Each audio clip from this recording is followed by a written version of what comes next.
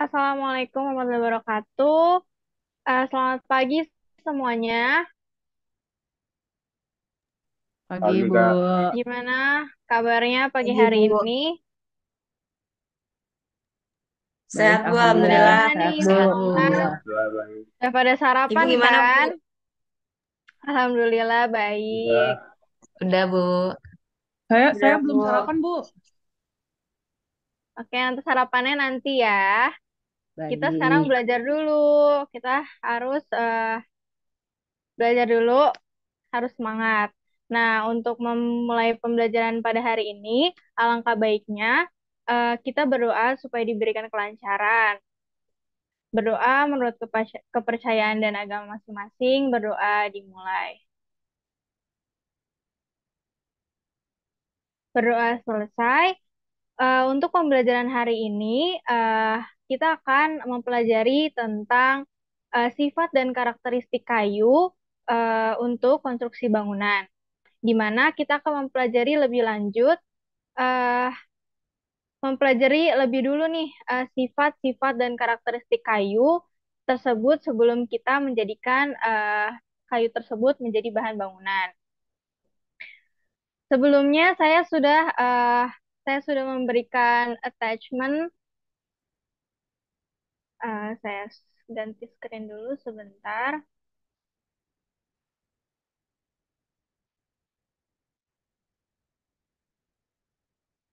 Sebelumnya saya sudah memberikan attachment ya anak-anak eh pada Google Classroom untuk kalian pelajari karena hari ini akan ada sesi diskusi. Di sini saya sudah membuatkan room diskusinya eh untuk berdiskusi mengenai sifat dan karakteristik kayu yang sudah kalian pelajari dan dapatkan dari sumber-sumber yang lainnya. Oke, selanjutnya untuk absen kalian hadir semua kan pagi hari ini? Ican ada, Hadir, Rizky ada, Bu. Andrea ada, dan Sintiawati juga ada. Lalu jangan lupa ya untuk on cam. Iksan, kenapa tidak on cam? Iya, Bu. Maaf, Bu. Di sini lagi hujan lebat, jadi kayak lagi susah sinyal deh, Bu. Oke, Jadi saya off baik. cam ya, Bu. Ya, jadi anak-anak jangan lupa ya untuk absen ada di Google Classroom yang sudah diberikan. Untuk apa batas waktu absennya ini sampai dengan pembelajaran ini selesai. Lalu selanjutnya kita akan langsung pada materi.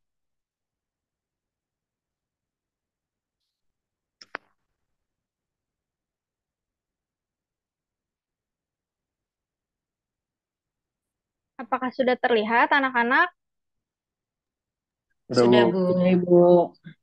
Oke, langsung spesifikasi dan karakteristik kayu untuk konstruksi bangunan. Sebelumnya nih, apa sih kayu? Ada yang bisa menjawab secara simpel kah? Ada yang bisa coba? Boleh langsung unmute Saya mic-nya. Ibu. Boleh, Andrea, silakan. Jadi kayu itu hasil dari kekayaan alam yang mudah diproses dan beberapa sifatnya itu nggak bisa ditiru oleh bahan-bahan lain Bu. Oke, benar ya. Nih, kayu merupakan hasil hutan dari kekayaan alam yang merupakan bahan mentah yang mudah diproses untuk dijadikan barang sesuai kemajuan teknologi yang ada. Kayu juga memiliki beberapa sifat sekaligus yang tidak dapat ditiru oleh bahan-bahan lain, seperti tadi yang sudah dibilang Andrea ya. Pengertian kayu di sini ialah sesuatu bahan yang diperoleh dari hasil pemungutan pohon-pohon di hutan yang merupakan bagian dari pohon tersebut. Nah, setelah diperhitungkan bagian-bagian mana nih yang lebih banyak dimanfaatkan untuk suatu tujuan penggunaan, baik berbentuk kayu pertukangan, kayu industri, maupun kayu bakar. Nah, di sini ada susunan kayu. Susunan kayu terdiri dari susunan sel-sel, dan sel-sel tersebut terdiri dari susunan kolase yang diikat dan disatukan oleh lignin, dan perbedaan tersebutlah yang menyebabkan perbedaan sifat-sifat dari berbagai jenis kayu itu sendiri. Coba Coba nih, ada yang bisa nggak nih menyebutkan bagian-bagian pada gambar ini? Siapa yang Saya ingin Ibu, menyebutkan? Coba Rizky, boleh? untuk yang nomor satu itu pati kayu, yang dua itu kayu teras, dan yang ketiga itu kayu gubal Bu. Oke, baik nih. Selanjutnya ada yang mau melengkapi nggak? Menjawab lagi, siapa? Saya Bu, Boleh, Cynthia. Sintiawati. Ya, itu nomor 5 bas atau pengirim makanan, Bu. Yang nomor 4 itu kambium ya, Bu. Terus yang nomor 6 itu kulit pohon sama nomor 7 itu lingkar tahun, Bu. Iya, oke bagus. Sisanya tinggal tiga lagi nih yang belum dijawab. Ada yang ingin melengkapi? Iksan, Bu. Boleh, Isan.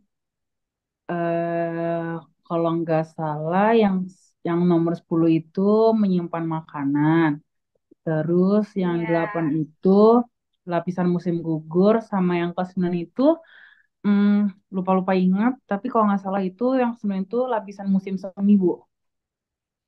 oke. Coba nih ya, kita lihat benar nggak sih. Nah, untuk yang pertama ini benar ya, hati kayu. Sudah benar kok semuanya. Ada hati kayu, yang kedua kayu teras, kayu gubal, lapisan kambium, sudah benar. Pengiriman makanan atau bas yang tadi disebutkan oleh Sintiawati. Kulit pohon, lingkar tahunan, lapisan musim gugur, lapisan musim semi, penyimpanan makanan. Jadi yang sudah disebutkan tadi oleh kalian itu sudah benar ya. Selanjutnya nih, kita masuk ke jenis kayu. Kita masuk ke jenis kayu, coba Iksan, coba bisa bacakan tabelnya. Oke, baik Bu. Yang pertama itu ada nama kayu. Kayu yang di samping ini namanya kayu jati atau jatos. Terus berat jenisnya itu 0,59 atau 0,82. Kemudian yang kelas kekuatannya itu ada dua sama kelas keawetannya ada di 1 sampai ke 2. Iya, oke. Jadi jati ini ya yang paling sering kita temui ya yang menjadi bahan bangunan, bahkan furnitur, dan merupakan kayu yang paling kuat dan kokoh tentunya. Harganya juga tentunya akan lebih tinggi dari kayu-kayu yang lain. Oke, kita next ke jenis kayu selanjutnya, yaitu ada kayu merbau. Coba Rizky coba bisa nggak nih? Coba tolong dibacakan. Baik Ibu, di sini ada kayu berbambu atau bayam atau ipil. Nah, untuk berat jenisnya sendiri ada di 0,52 dan 1,04. Nah, di sini kelas kekuatannya itu antara 1 sampai 2 dan kelas kawetannya juga 1 sampai 2 Ibu. Oke, jadi kayu merbau ini biasanya nih ada yang tahu nggak nih bisa kita temukan di mana biasanya? Ada yang tahu nggak? Oke, jadi kayu merbau ini biasanya dijadikan balok untuk konstruksi tiang dan bantalan pada bangunan rumah, juga jembatan. Juga sebagai bahan baku pembuatan kusen seperti kusen pintu dan jendela. Next, kita ke kayu selanjutnya, yaitu kayu ulin.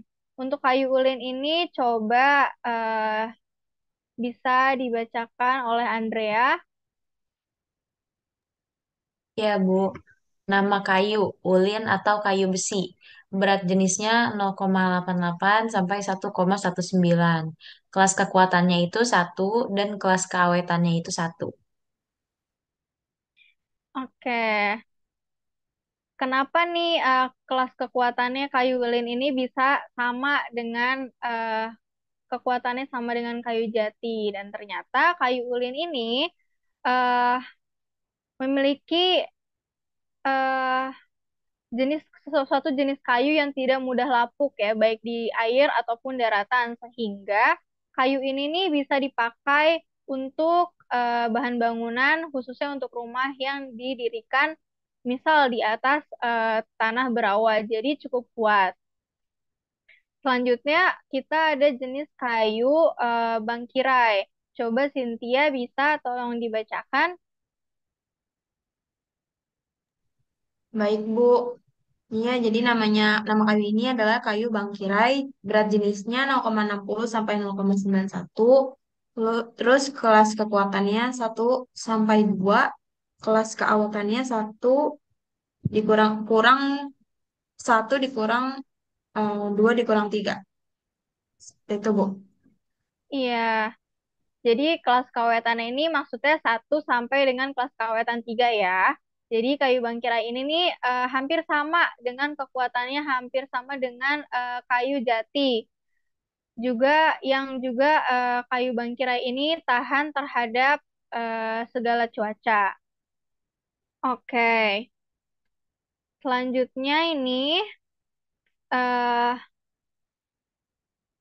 bentuk dan kegunaan kayu. Sebagai bahan struktur, kayu mempunyai berbagai kekuatan, khususnya dalam yang pertama, menahan tarikan, menahan tekanan atau desak, dan menahan lenturan. Di mana menahan tarikan ini, kekuatan terbesar yang dapat ditahan oleh kayu adalah sejajar dengan arah serat. Sedangkan kekuatan tarikan tegak lurus arah serat lebih kecil daripada sejajar serat. Untuk menahan tekanan ini, kayu juga dapat menahan beban desak, baik tekanan sejajar serat maupun tegak lurus serat, misalnya sebagai bantalan kereta api. Daya tahan desak tegak lurus serat lebih kecil bila dibandingkan dengan sejajar serat. Dari sekian banyak sifat-sifat kayu yang berbeda satu sama lain, beberapa sifat yang umum terdapat pada semua jenis kayu, yaitu kayu tersusun dari sel-sel yang memiliki tipe bermacam-macam, susunan dinding selnya, terdiri dari senyawa kimia berupa selulosa dan hemiselulosa karbohidrat, serta lignin yang merupakan non-karbohidrat. Juga semua kayu ini bersifat anisotropik, yaitu memperlihatkan eh, sifat-sifat yang berlainan jika diuji menurut 3 arah utamanya, yaitu longitudinal, radial, dan tangensial. Lalu, kayu merupakan bahan yang bersifat higroskopis, yaitu dapat menyerap atau melepaskan kadar air sebagai akibat perubahan kelembapan dan suhu udara di sekelilingnya. Lalu juga kayu dapat diserang nih oleh hama dan penyakit dan dapat terbakar terutama dalam keadaan kering. Oke. Selanjutnya ini adalah waktu diskusi. Seperti yang sudah Ibu bilang tadi, waktu diskusi ini akan kita manfaatkan pada platform Google Classroom yang sudah tadi Ibu buat. Waktu diskusi adalah 10 menit ya. Sekarang kalian boleh matikan kameranya, kita move ke Google Classroom.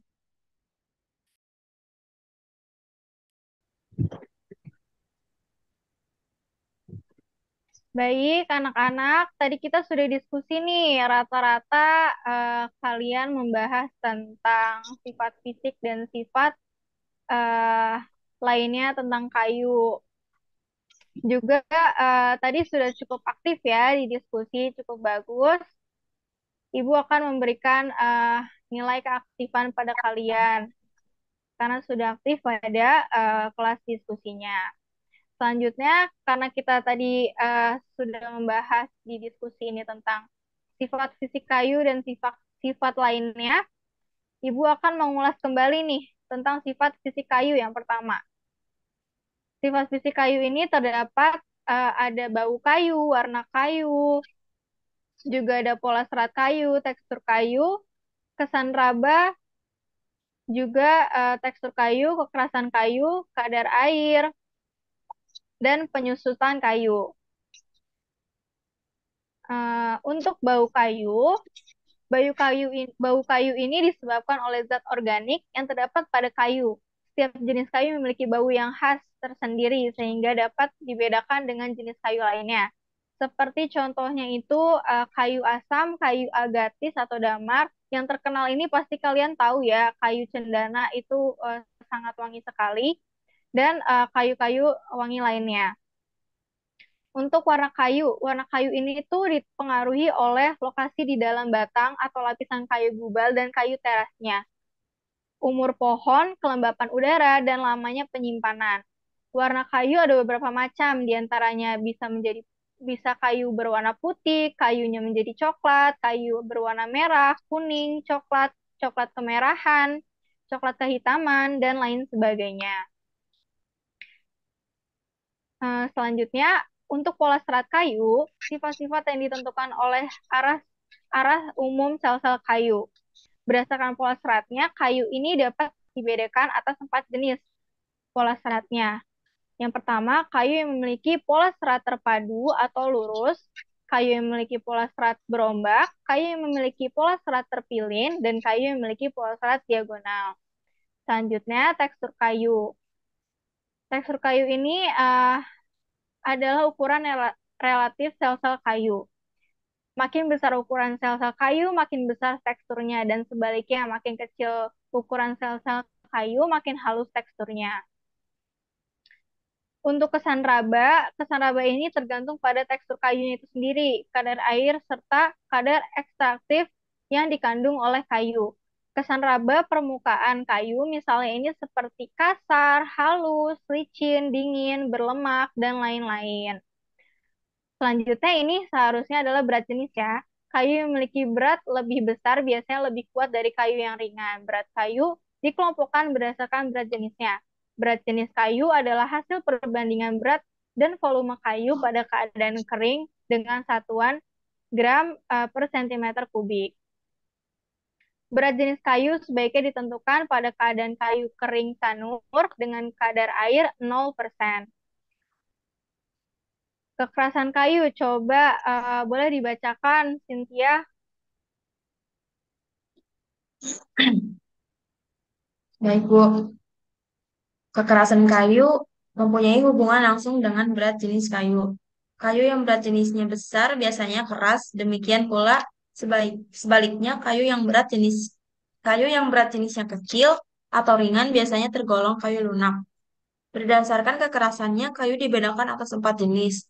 Ada kayu sangat keras, kayu kekerasan sedang, dan kayu lunak. Lanjut, Bu. Oke, benar. Kekerasan kayu ya yang sudah tadi disebutkan Cynthia, dibacakan.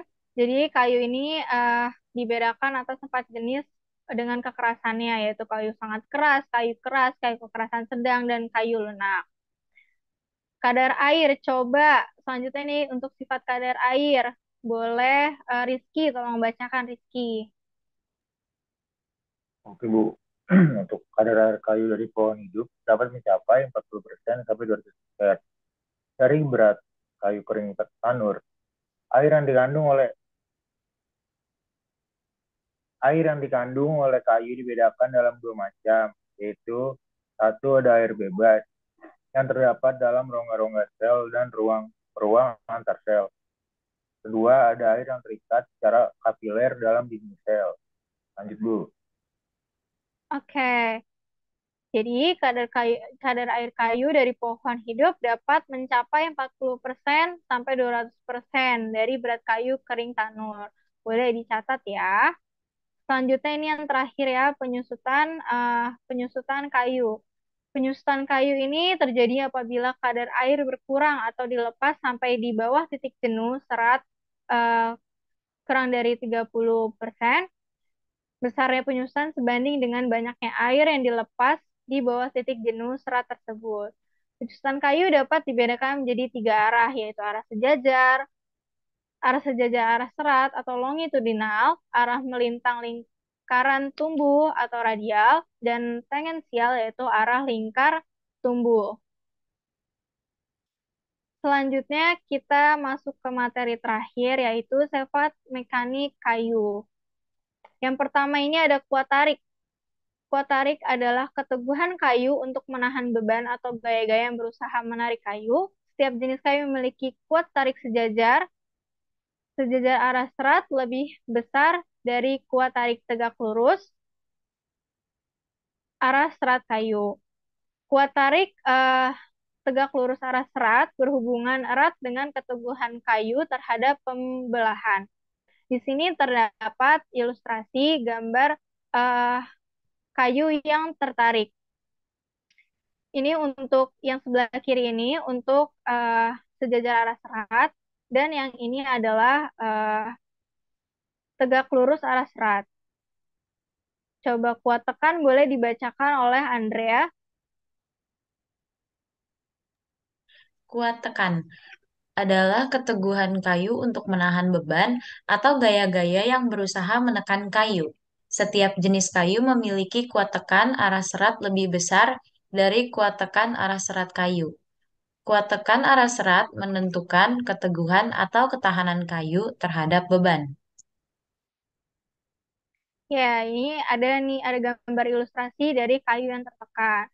Untuk yang sebelah kiri, ini adalah kayu yang tertekan untuk arah sejajar arah serat, dan yang sebelah kanan ini yang tegak lurus arah serat. Kuat geser. Boleh kuat geser dibacakan oleh Iksan.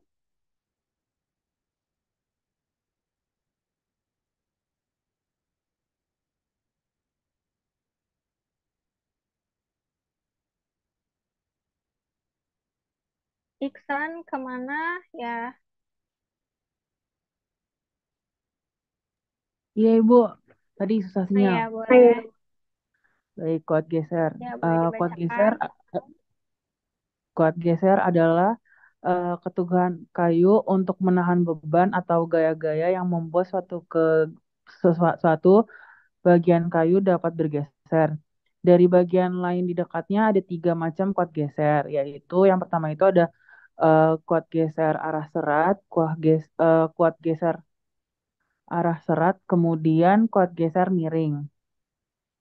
Kemudian setiap jenis kayu memiliki kuat geser arah serat lebih besar dari kuat geser dua arah serat. Ya, jadi ada tiga macam kuat geser ya, yaitu kuat geser sejajar arah serat, kuat geser eh, tegak lurus arah serat, dan kuat geser miring. Nah, di sini ada ilustrasinya ya, gambarnya bisa kalian lihat. Ya, Bu. Dan untuk kuat lentur, keteguhan kayu untuk menahan beban atau gaya-gaya yang berusaha melengkungkan kayu. Misalnya beban pada balok yang ditumpu kedua ujungnya. Balok yang ukuran tingginya lebih besar dari ukuran lebarnya, lebih kuat menahan beban lentur daripada balok yang ukurannya ini tingginya lebih kecil dari ukuran lebarnya.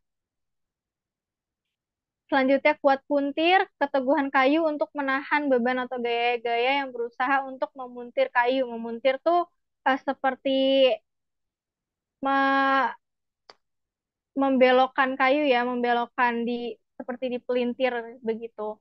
Untuk selanjutnya itu ada kuat lentur, keteguhan kayu untuk menahan beban atau gaya-gaya yang berusaha untuk membelah kayu. Seperti contohnya ini ada ilustrasi seperti ada sebuah paku yang ditancap di kayu sehingga kayunya ini menjadi terbelah. Di situ ada gaya kuat lenturnya. Oke, sekian ini materi yang Ibu berikan. Untuk pertemuan selanjutnya kita akan membahas dari tugas yang Ibu akan beri malam ini, sehingga akan dikumpulkan untuk sebelum pertemuan selanjutnya. Baik, Ibu. Begitu saja untuk pertemuan kali ini. Terima kasih anak-anak sudah memperhatikan, sudah aktif, eh, dan sudah bersemangat ya.